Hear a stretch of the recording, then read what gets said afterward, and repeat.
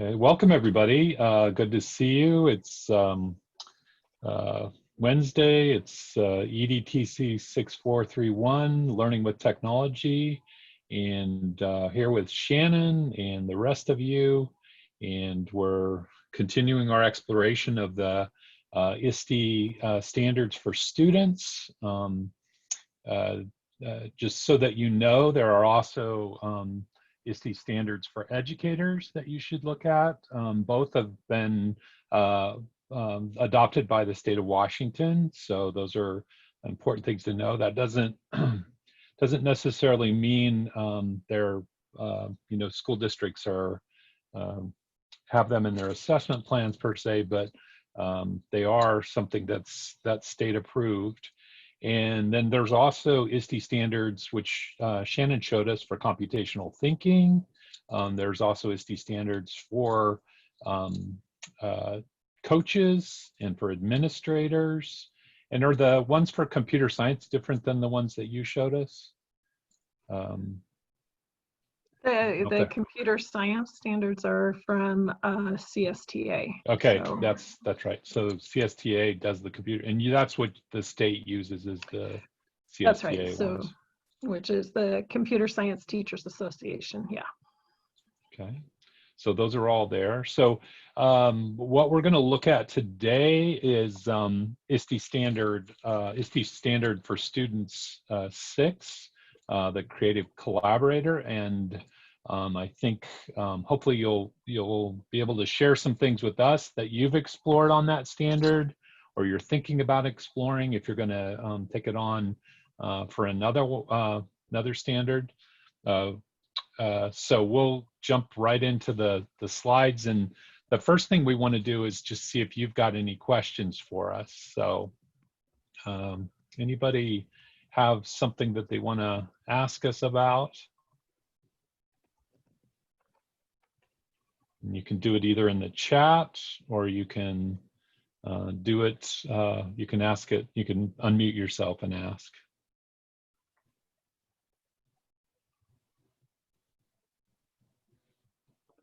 Okay. Well, we really appreciate your live participation. That's fantastic. We also appreciate those who are joining us through the recording. Really, you all have a monumental task. Most of you this summer, you're taking multiple classes. You're trying to get ready to teach for the fall. Some of you know what that's going to look like. Some of you are looking for jobs. Some of you are waiting for your administrators to decide what it's going to look like. So this is, unprecedented times, and we want to, as much as we can, talk about those things and be supportive in ways that technology might help you. And as many of you pointed out in your posts, that technology isn't necessarily the answer to every question in this, and we're glad to see that you feel that way about it, because we certainly would not try to put forward a position that the answer to all that ails schooling could be found by adopting an app or two. We really value strong teaching, and we think when strong teachers have thoughtfully considered what technology tools are appropriate for learning, that they're going to make good decisions, and those tools can benefit their learners.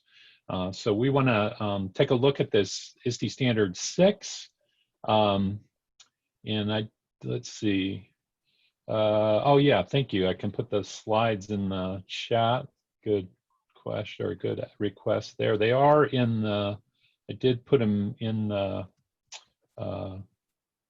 course, but I'm not sure that page is available yet, since we haven't added the slides yet.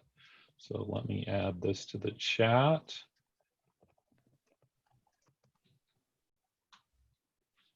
Okay, so you should have the slides now.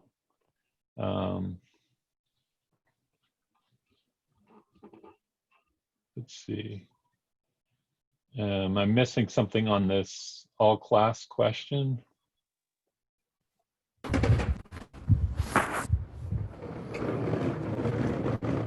Okay, okay, I'm sorry. Does somebody want to ask a question? I'm sorry if I messed that up.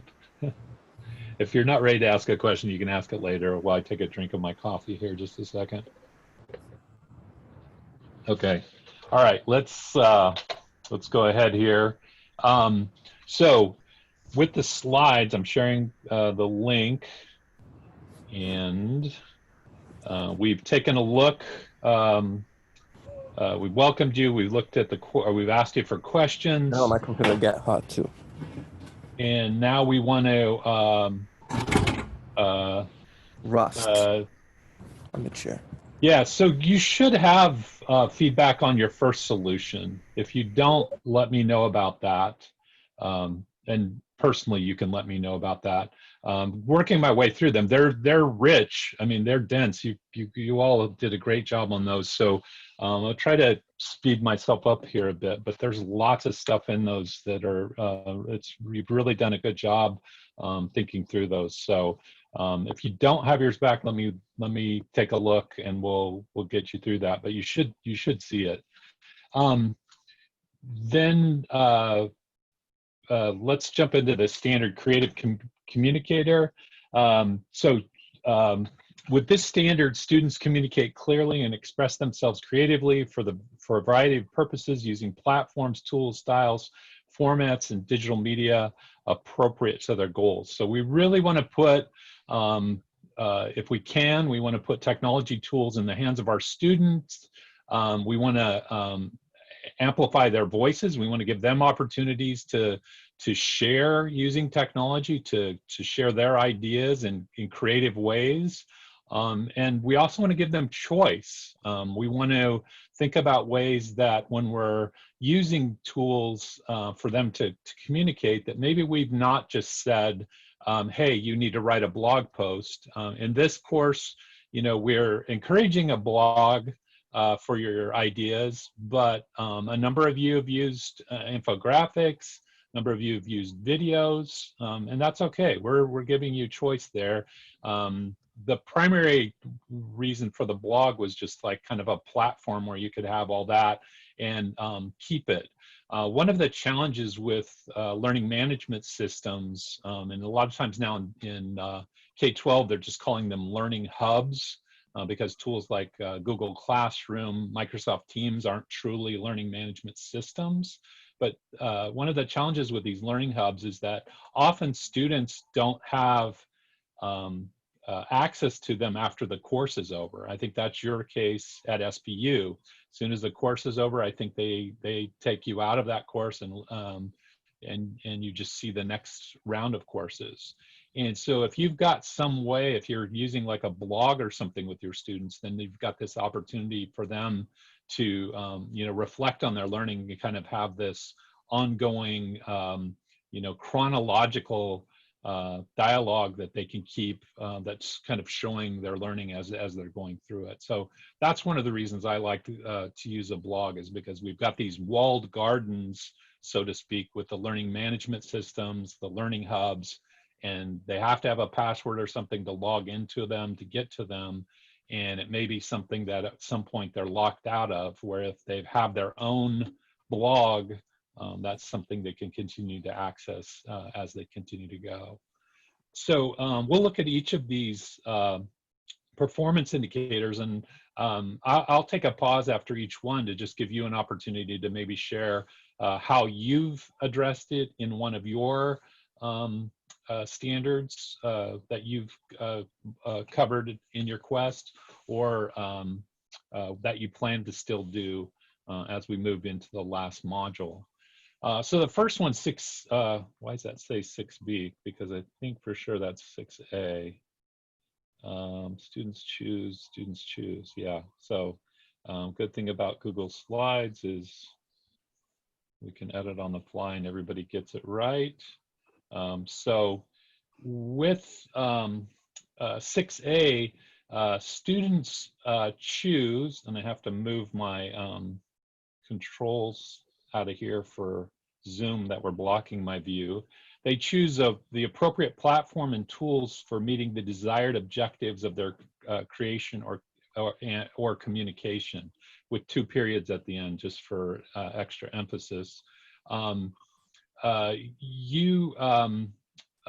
when you're looking at this, to me, this is again where we're emphasizing the idea that student choice is an important thing. And as Spencer points out, it's more than just picking the task. We want our students to own the learning process. And many of you, as you chose the first standard for your first quest, were adamant that you wanted your students to take control of their learning, to be self-regulated learners.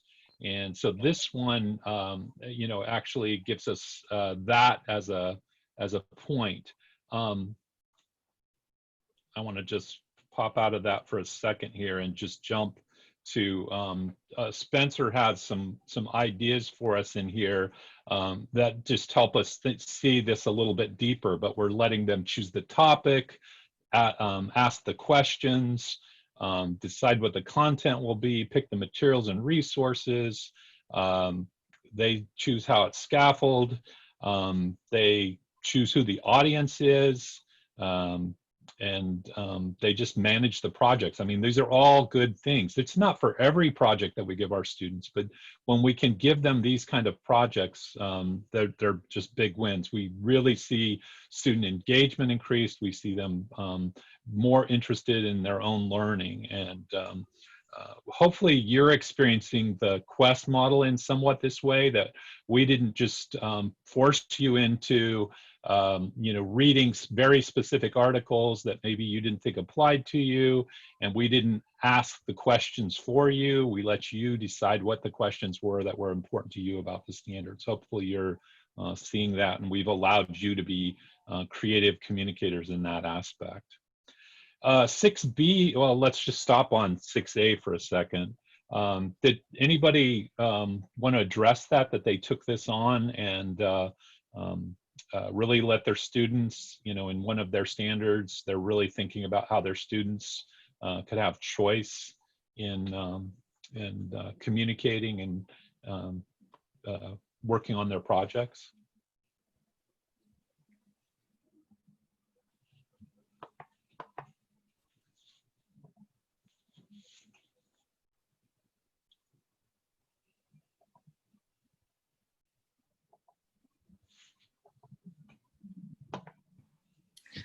I'll go. I have not done my student teaching yet, but I wish I could remember what class I did this reading for. It's all kind of blurring together. But I read a story of a woman who let a student who was really hating the idea of writing essays do a comic strip instead. And the student just totally shined and loved it and learned so much more than they would have if they were forced to do something that they weren't comfortable with.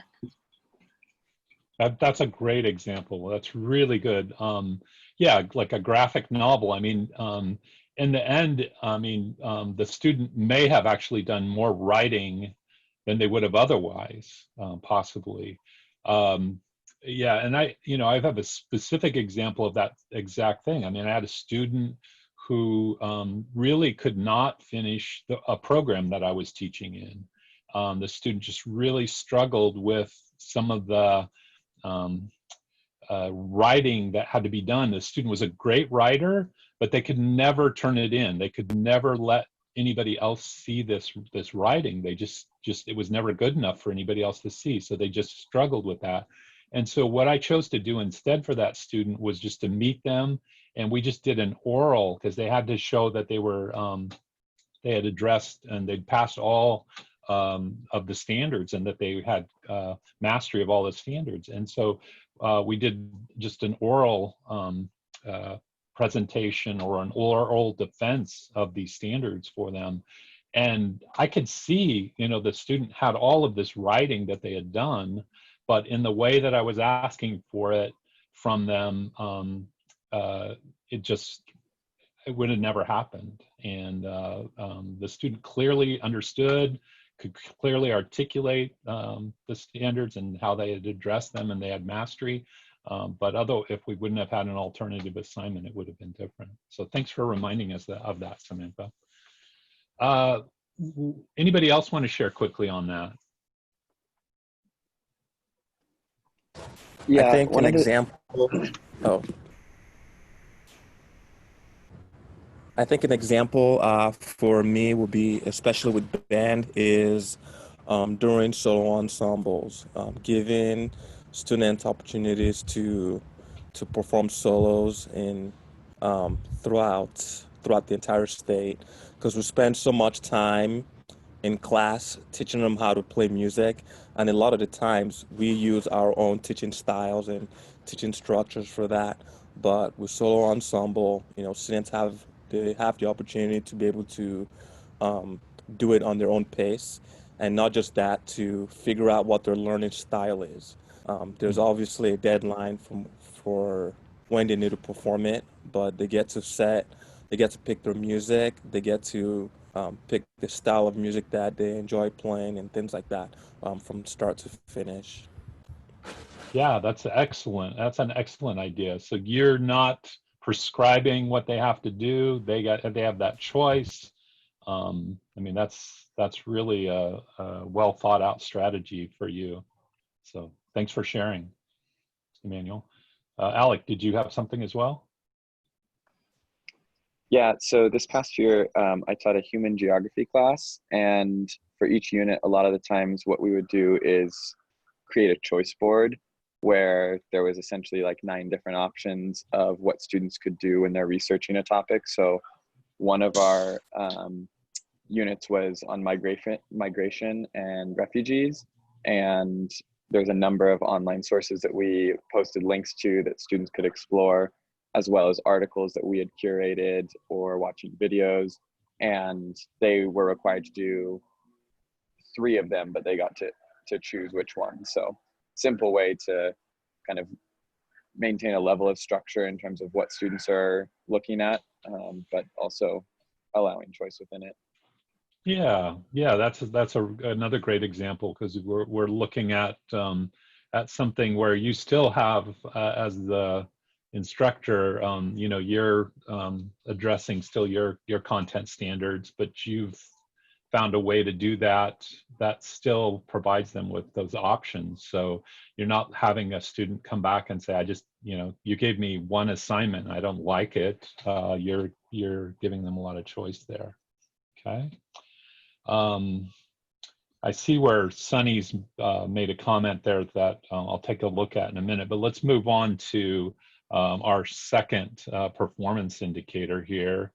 And this one, we're saying that students create original works or responsibly repurpose or remix digital resources into new creations. Okay, this is a place where our digital tools really shine.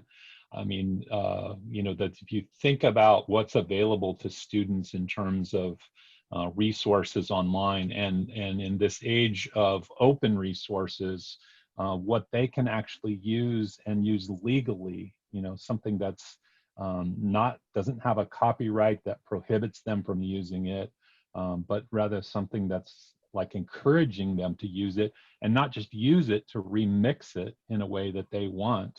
And so if you're not familiar with Creative Commons, I've shared a link to a resource from Harvard that explains Creative Commons.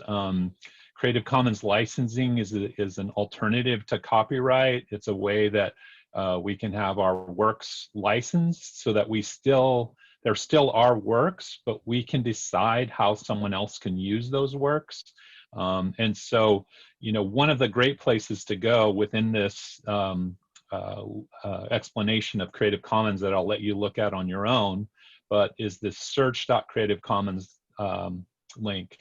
And Where so, did you post this link? I'm sorry. Yeah, it's on that. So if you are on this page 6B, it's the link at the bottom of the page. Oh, you're on the PowerPoint? Yeah. Can you see Okay. my PowerPoint right now? Okay. Yes, Okay. I see it. Okay.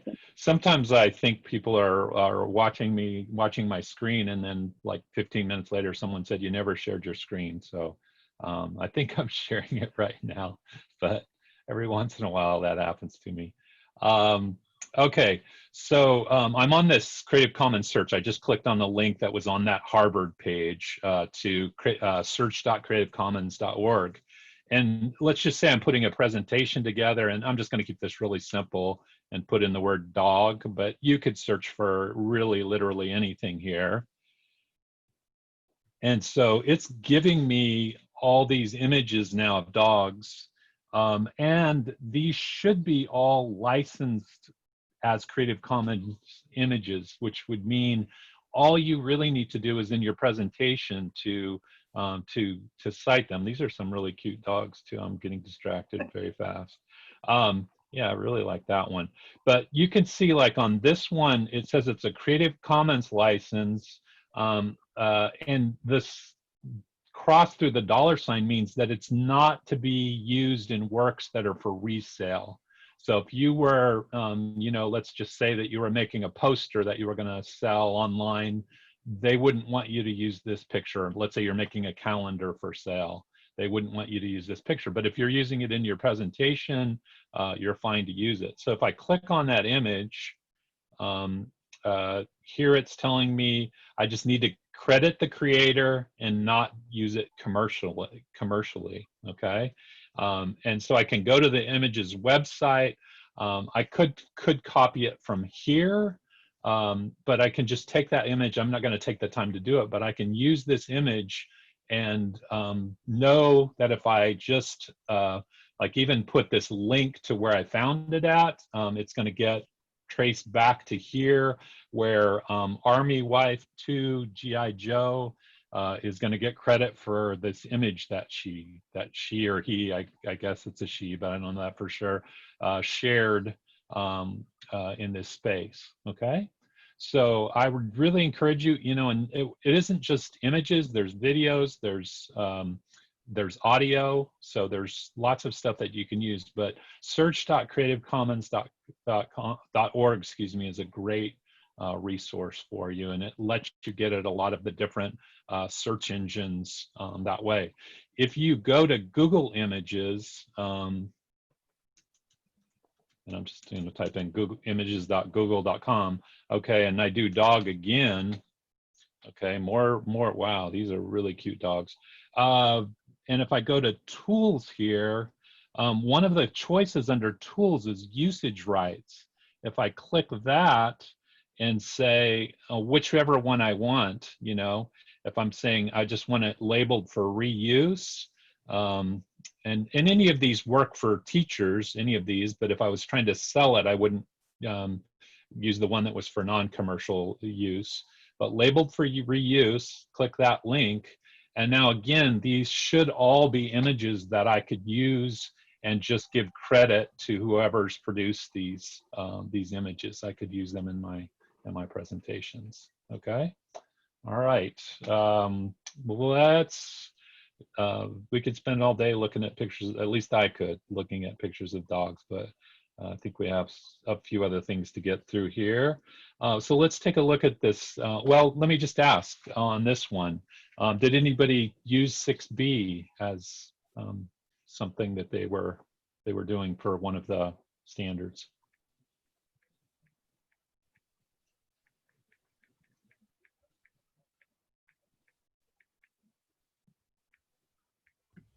I did.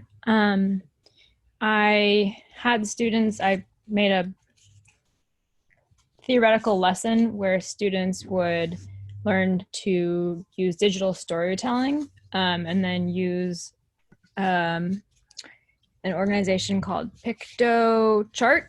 It's a fun little app that you can use to create posters or infographics or whatever. And so the planned lesson would be that they do digital storytelling and then remixing digital resources to make a new creation to tell a story for a language arts class. And that's it. Yeah, that's great. That's great. And so they get to see, you know, in this particular standard, they're able to better understand how they can, you know, actually use those images. I mean, a lot of times what I hear from teachers is they'll maybe tell me something like, I just prefer not to understand copyright because then I don't think I'm responsible for it. That's a common thing people will say to me. And you know, like other things, I mean, you can't say, I don't understand how to do my taxes, so I just don't pay them. It doesn't work. So you really should take advantage of some of the things that are out there now that would help us to avoid you know, having to use others' works without permission. So Creative Commons is a great one, and I love your digital storytelling project. That's a great idea. Okay, so let's move to 6C. Students communicate complex ideas and clearly and effectively by creating or using a variety of digital objects such as visualizations, models, or simulations. In this one, I'm just sharing an artifact. Minecraft EDU, there's Minecraft that kids play all the time, but then there's an educational version of it that schools are also using. And Playcraft Learn is a Twitter handle that is used by Minecraft to actually help teachers, challenge teachers, give PD to teachers about Minecraft. And they frequently create challenges for classrooms. And in this case, they wanted classrooms to address issues with coral reef. And so they wanted students to actually use Minecraft to create these 3D worlds that would kind of demonstrate what's happening to the coral reef. And so if you go to that link, let's see if I've got it. Yeah, so students creation. So if you just look through that, you can see some of the solutions that teachers shared back with Minecraft about how to address those. And this is one of those areas Shannon's really adept at, is this understanding of how to use Minecraft to help students think computationally. But we're also talking about them thinking creatively in this particular sense. Okay, did anybody use that performance indicator, C? And by the way, Sunny, I'm really impressed that you did this alternative assignment to help your student get through. That's really, thanks for sharing with us how you helped that student complete their assignment. I did this one. Okay, sure. So what I did was, my question was around, are there other resources like Scratch for younger students to use, like tutorials, so that they can, create games and materials safely online. And what I found was that there's video tutorials, but one of the things I found was there was a book. It's like called 25 Ways to Code or something like that, and it's written in student-friendly language, and it teaches them exactly how to, create different types of games they want. And goes through step by step, so it's really easy for them. So that was something that I was grateful to find for that purpose, because but again, that did say that one was for like 8-year-olds, so it was a little bit older. I was looking for like a little bit younger, but that was the main resource that I found that really helped. And one of the ways I thought I could get around that is teaching the students from Common Sense. I think it was commonsense.org, about internet security, and going through a lesson with that before I move on to doing any sort of coding lesson like that, fitting in a project like that into my curriculum, so that they have that base, so I don't have to worry about if they're using that to create anything. I won't have to worry about that cybersecurity risk, because I'll have already taught it to them. So, yeah. Yeah, thanks for sharing that. I don't know, Shannon, if you have anything to add to that in terms of tools like what Madeline's talking about that students can use to be creative. I sometimes hear parents talk about their kids are creating these games that then they share online, and they talk about being published, like I'm published, and then they're challenging their parents to play the games, and they're really it's just really creative, and I think it's a great way for kids to learn coding, but also be thinking creatively about how do I create a game.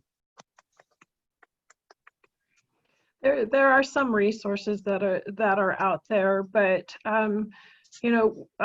Scratch has some really great tutorials for educators, and they also have a site that's completely for educators, and they can help you set up a classroom and have kids post to that. So that is nice. Yeah, there's just a lot out there too. And I see where Joel shared Scratch Junior.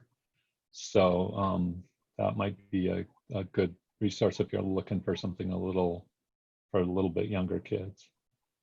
There was also something I thought of that like I could connect, them creating a game to relevancy for real life careers. So like how, software developers use code and use the things they're using on Scratch to create real life video games that they play every day.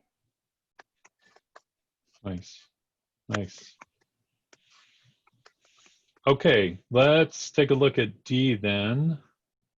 And with D, students publish or present content that customizes the message and medium for their intended audiences. So, we encouraged you at the beginning of this course to use EduBlogs to publish what you're working on. There's other tools like KidBlogs and other sources similar to that you can use with your students.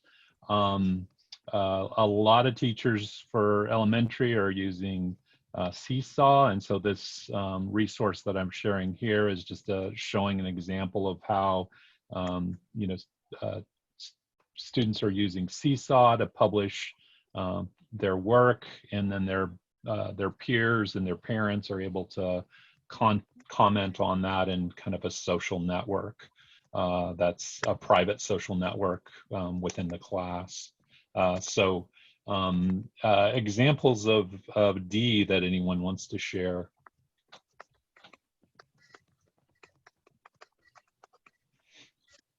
I see Sunny's talked about Book Creator, Explain Everywhere, Spark, Storybird are some that yeah, those are all popular ones that are really good examples. Thanks for sharing those.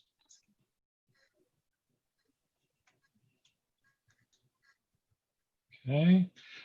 Well, did anybody else want to share there real quick? I didn't maybe give enough time.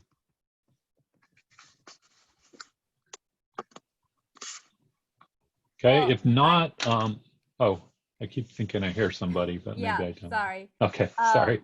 My video is not working today. I was looking into digital storytelling for this, and I really looked into it, and I'm totally fascinated by it. And I've read so many articles and how good it is for students, not just with the technology, but like how the writing process itself is really helpful to them, and it's helping struggling writers, and it's just, I don't know, I just think it's totally amazing. So I really want to integrate that into my classroom. And I was thinking more of not necessarily like we're talking about Piktochart before, I think, but more of like videos that they can do themselves or put together themselves. Mhm. Well, I'm talking about high school, so. Yeah, and there's a number of tools. I mean, just about any video tool could work for that. I mean, like something like Screencast-O-Matic or something like that. All they need to do is be able to put together for a digital storytelling project. If they just had their script and they had a slideshow that they could share, they can just mic it. I mean, they could even do it if they've got access to Zoom. They could record it in Zoom and have a file that they could share through that even. But yeah, great idea. Digital storytelling projects. I really like those in that they're not dependent on on a specific software tool. I mean, students could do that they could do digital storytelling on their phone. So it's a great idea. Okay. You can also, go ahead. sorry, you Go can ahead, use Gretchen. online voice recorder which is free, and then you can save it and download it and change the permission for Google, and then anyone can access it with the link, which is a really helpful way to voiceover. Nice, nice. So you're talking a voiceover for a digital story, or is it a podcast, or both? For a digital story, or I mean, Okay. anything is fine, Sure. but it's a free resource. So Okay, yeah. Thanks for sharing that. Okay, all right. That's it for those. But what I want to do now is return to Samar just a little bit. In looking at some of your work, we're asking you to talk about how one of these models works for you. And as I'm seeing how people are addressing SAMR, there's some really good examples, but then there's also some where it seems like it's not clear what the purpose of SAMR is. So I want to just go back over it a little bit, and then give you opportunities to do some polling. So if you either want to have your cell phones ready or a web browser ready, in a few minutes, I'm gonna use a poll everywhere poll for you to answer some questions, just so we can kind of have a further discussion about this. But this is, I gave you an analogy before of like a scuba diving or in the ocean, submarine one. I really like this swimming pool analogy for SAMR. I think it maybe is more helpful than the one with the ocean.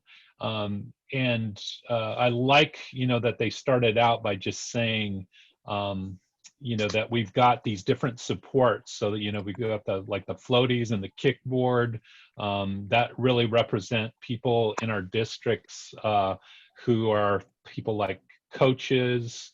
There are professional learning communities that we're in. There are whatever, you've got some kind of instructional technology or information technology person at the district who's got a role to play in all of this. But all of those people provide us some really amazing support. And then when we're talking about SAMR, it's not like, people still misunderstand that the goal is redefinition. And when you go to the swimming pool, you can have fun in any part of the pool. It doesn't matter if you're in the, I try to stay out of the baby pool myself, but any other part, I mean, if it's the shallow end of the pool, the deep end of the pool, all of those areas are places where you can have fun. And so with SAMR, if you're thinking about the shallow end, these are ways that technology enhances what we're doing. So when we're thinking about substitution, we're maybe just using something digital for something that is physical or analog, but we have a reason to do it. There's a purpose behind it. It doesn't make it bad, or it doesn't make it something where we need to change it later to be redefinition or modification. We may have very good reasons why we're just using substitution. And then with modification and redefinition, these are ways where the technology is actually allowing us to transform the learning. So it's allowing us to do something that we could not do before. So if substitution, if we're talking about, again, reading a book, and all we do is make the words of the book digital, is it an improvement? Well, it possibly is. Maybe it gives access to the book where access wasn't possible. If the book had to be shipped somewhere, or maybe it makes it possible for someone to have access that didn't have access. But does it change the learning that's being done? Probably not. But on the other end, if we do something like use an app to like write the end of the book, we're reading the book digitally, but everybody in the class gets to write the end of the story, and we get to see all those different endings digitally because we're doing it socially. oh, that changes the learning. That makes it something different for us. So that's, a piece of this. Now, what you can do with SAMR is think of it as a ladder. And the one reason I don't like this is we're back to thinking redefinition is the top of the ladder, so somehow it's better than substitution. But still, there's a way to go from substitution to augmentation, from augmentation to modification, and from modification to redefinition. And so if you look at some of these questions, if we start down at the bottom, if we've got something that isn't digital and we're considering making it digital, a question we might be asking ourselves is, what will we gain by replacing this? It doesn't even have to be older technology, this non-digital technology with the digital technology. So what would we gain by replacing a physical textbook by a digital textbook? And we might even ask, what would we lose? What do we lose? Because we do have to have electricity to be able to pull this off. So if we're trying to do this in a place where electricity is scarce, then maybe it's a physical book is a better solution for us. But each of these questions that you'd be asking yourself, when moving from substitution to augmentation, is there an added benefit to the task that could not be accomplished without this technology? So when we're thinking of a digital book, if we move from just using a physical book to now actually saying, hey, I want students to be able to click on a word and get a definition. I want it to be able to pronounce the word for them. I want the book to be able to the student to have the book read to them when they click in a certain place. Those are all ways that we could be augmenting and making it better than it was just by simple substitution. I'm not going to take the complete time to go through all of these questions, but just maybe a couple more. But to moving from augmentation to modification, asking how the original task can be modified. So if the original task was just read a book, but now we're saying, no, we don't just want you to read a book, but we want you to be able to read a book and share your reflections with each other digitally by, your highlighting and making comments in the book. If that's a goal, then that's actually changing the original task of it. If they would have been marking up a physical book, if the original book or the book that you originally, the tool you used for this original substitution didn't allow for multiple people to be in the same book, then the comments would just be personal comments. But if we get to a point where everybody's seeing the same book in a cloud environment, then we can start to talk about shared notes and looking at that. And then again, the same with modification to redefinition. This is where we're, looking at, how is this like a new task? How are we doing something that just wasn't even possible before? Which is really this idea of probably, maybe something to do with digital publishing, writing the ends of stories digitally so that it looks professional. It looks like it was actually part of it. We can still do some of this on paper, but being able to do it in a way that students feel like they're working with an authentic tool, that's something that the authors would be using or the publishers would be using, and then it's actually published and maybe there's an authentic audience that can give them feedback. Those are ways that might be redefinition. So when you're looking at it for your solutions, you're not necessarily thinking about all four. You're just really identifying maybe the way that you used it. And so that leads me to these poll questions that we'll finish with today. So our first poll question here, if you want to either grab your phone or your browser, you can go to pollev.com/David Wicks, or you can text 37607. our first question is, we've got this teacher, and let's just say COVID hit, and their first move was scan all the worksheets that I have and make them available in Canvas for students to download and complete.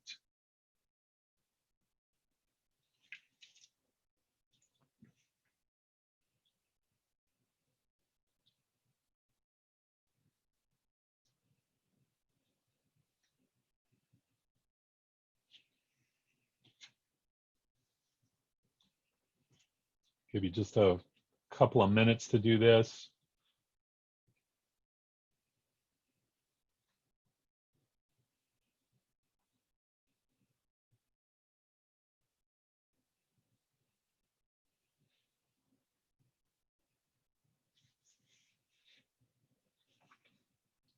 Okay, we seem to be kind of locked in on a couple of answers. Well, we now have 3 answers, okay. We've got 3 answers. We've got, most people are right now saying A, that it's substitution. At least one person is saying B, and at least one person saying C. I have no idea how many people took it, and that's not actually adding up to 100%. So we've got a rounding error there somehow. But let's hear from somebody who wants to argue for substitution. Why is this substitution?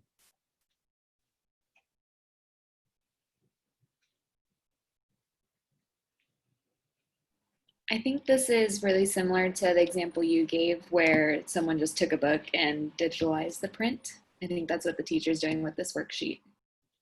Okay, okay. And either B or C, anybody want to say why you think it could be different than substitution? I don't want to say more than, I almost did, but different than substitution, because it doesn't have to be more. It can be just we think of this differently.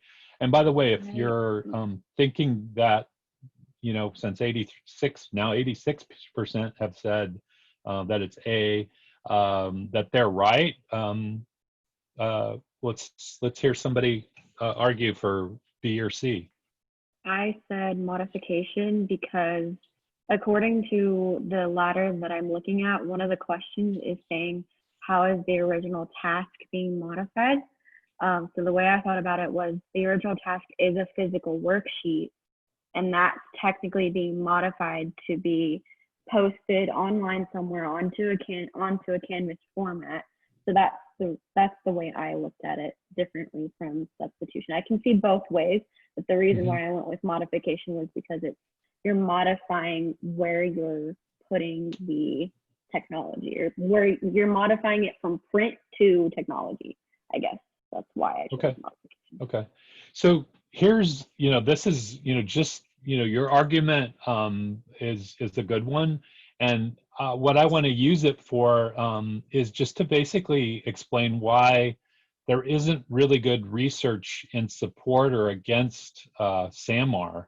And that's because we just can't agree on what these different ladder levels, if they're levels at all, what they are. Because what may be substitution for you, somebody else has looked at it a slightly different way. So, you know, as Madeline's talking about that, maybe she saw it as the students were actually filling the worksheet out online, and somehow the instructor had some ability to maybe aggregate student answers, or there was an advantage in how they were able to score it digitally, or because it saves paper. But others of you may have looked at this like, oh, all that's happening is the student's going to get the file digitally, they're going to print it out, which is, some of this happened with emergency remote learning, was they sent them digitally worksheets, students printed out the worksheets, and then they actually physically had to take them to schools and turn them in, which to me kind of seems a little crazy, but you know, that's how the system sometimes works. So you know, that might have been why you thought it was substitution. Okay, so let's go on to the next one then. Okay, in this one, students will use Seesaw. So if you're not familiar with Seesaw, it's this portfolio tool that's used in elementary schools to create a portfolio of evidence of their understanding. So they're able to upload artifacts and share those. Parents and other students will share feedback on the students' work that they see. This is an example of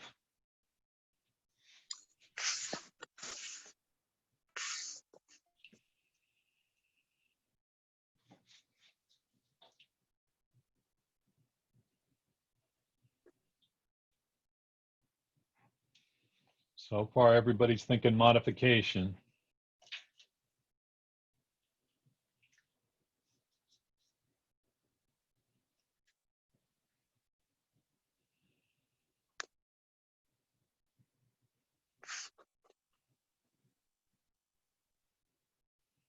Okay. All right, we want to finish our last two questions, so I'm gonna quickly move here. You can still answer if you haven't answered yet. But what I want somebody to tell me is, why is this modification and not redefinition?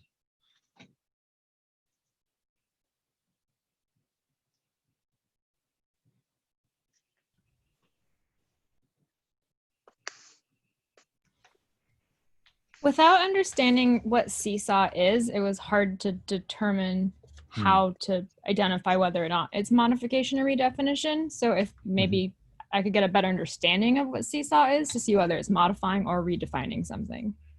Yeah, I mean, basically think about a tool where, I mean, even like a Facebook-like tool where you could post images and then you could write a reflection about the image, or you could post a video and write a reflection about the video. And then you're sharing that socially, although you're not just putting it out there, you're sharing it with this private social network, which includes your parents and possibly students in your class. The teacher can decide who can actually see it and comment on it. And so there's, you know, parents who are able to like see how their child is meeting standards digitally. They're getting like email messages saying your child has posted an artifact. Do you want to comment on it? That's what it's like. Does that help you, Gretchen? Yeah, I guess I kind of feel like it would be redefinition then, and I'm struggling to understand why it's modification. Okay, so why would it be redefinition in your mind? Because it's changing. It's totally altering an existing thing. Okay. Okay. Yeah. So this is again where you know we could spend time on this, and other people could jump in and say, "Hey, no, it isn't. It isn't altering it. It's modifying it." Okay. So it's possible that we could have different different views on this. Anybody else want to make a quick comment on this one? The way that I see redefinition is if it's something that beforehand was not possible without the technology. And so putting together a portfolio is something that's possible without the technology. And so that's why I don't think it's redefinition. Okay. But then maybe the question is putting it together in what way? So could people, okay, the paper portfolio, my experience with those was that a teacher had like a stack of portfolios on their desk that was like, a mile high, and they couldn't really, I mean, they could take maybe a few of those home at night and grade them. And so we're kind of moving from substitution quickly. Can't be substitution because it's more than that. So maybe then it's augmentation. But we're also saying now, oh, the parents, like the other thing was the only person who ever got to see the portfolio for the longest of time was the teacher. And now we're saying now students can see them, other students can see them, the parents can see them, and it's instant that they can see those. So that definitely means this has somehow been transformed. But then the argument is between whether it's modification or redefinition, and that's again where like it's really hard for us, to look at this and make some kind of a judgment call that would say, no, this is definitely modification. This is definitely redefinition. Okay. All right, let's look at another one. Okay, here we go. We've got a telepresence robot, and this robot allows a student who's unable to attend class in person to participate in all learning activities. What's this an example of?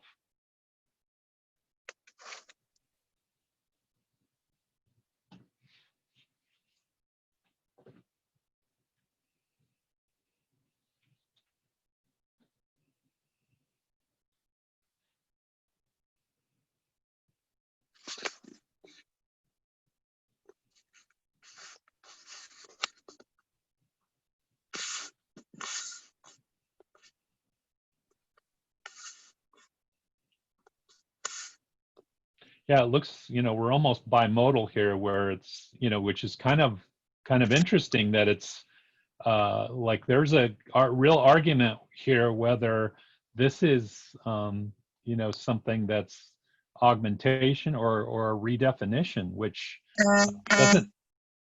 it doesn't seem like we should be like looking at those two specifically, but I can definitely see why you would see that. So somebody who wants to make an argument for augmentation, let's hear from you.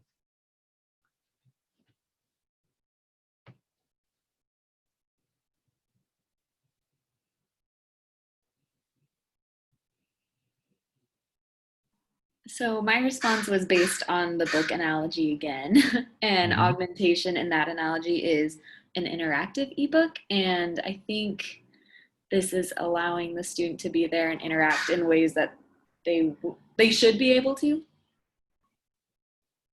Right. So what you're suggesting is basically the technology does what it's supposed to do, but they don't have, it's not transforming their learning according to like what you're saying. Now let's hear from somebody who thinks it is transforming the learning. Let's hear from somebody on redefinition.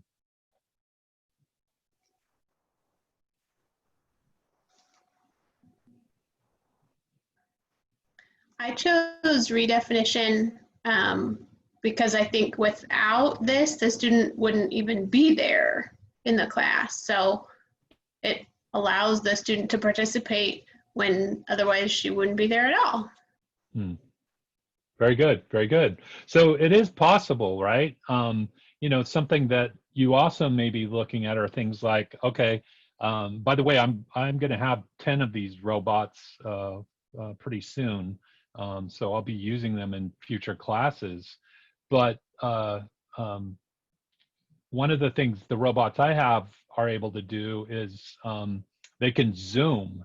So the student has like, not X-ray vision, but they can, they can see anything they want in the room and zoom in on it really close and take a picture of it. Well, is that redefinition of their learning? I don't know. Maybe it is. I mean, I guess it depends on what the class topic is. But if it's, if you're somebody whose vision is poor and now your learning is, maybe it's transformed by the fact that you can see the board no matter where you're sitting in the room. It's definitely for a student who, let's say I'm quarantined and I don't feel sick at all, but I can't go to school. Is your learning transformed by something like this? I don't know. Maybe we can argue that it is. Okay. But I like that you're kind of all over the place on this because it does show us that SAMR isn't something that we all see the same way. Okay, we have one more. This is our last one. Teacher asks student to create a world, in Minecraft that demonstrates their understanding of the effects of climate change.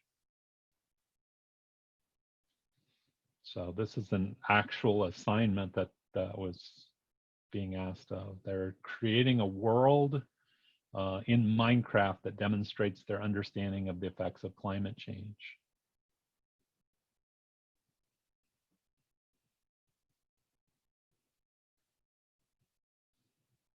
Okay, and we're out of times, but I think we've kind of shown, before that this is something where this can seem like it's redefining learning. You could make an argument that what's being done here, some of the 21st century skills that are being put into play, computational thinking, critical thinking, creativity, the communication that they have to do, the collaboration they might have to do to produce this world, are all things that are transforming their learning. But you could also probably argue that they could have done this same project, or they are doing this same project in a way that's not transforming their learning. So a lot of this then comes back to, we can use technology all we want, but it's really up to the teacher. The teacher, what is it that you're actually asking them to do in the lesson? What is it that your expectations are?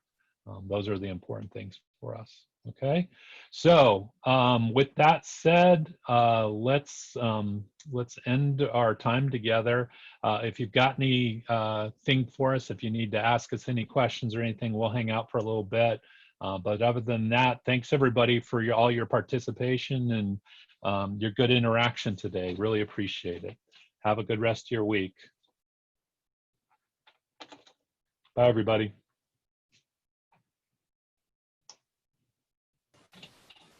Just a quick question before you guys sign Sure, off. sure. Sorry, Can I record your question? yeah, no worries. Sure. Sure. No, Okay, go ahead.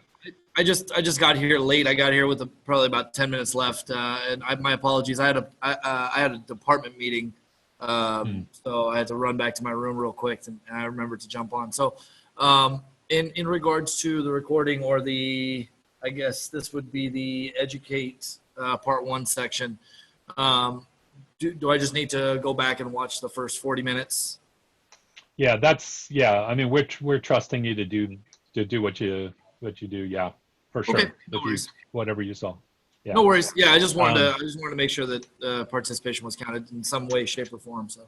Yeah. I think Shannon's. I mean, I'm you doing figured it, out. so Yeah. yeah.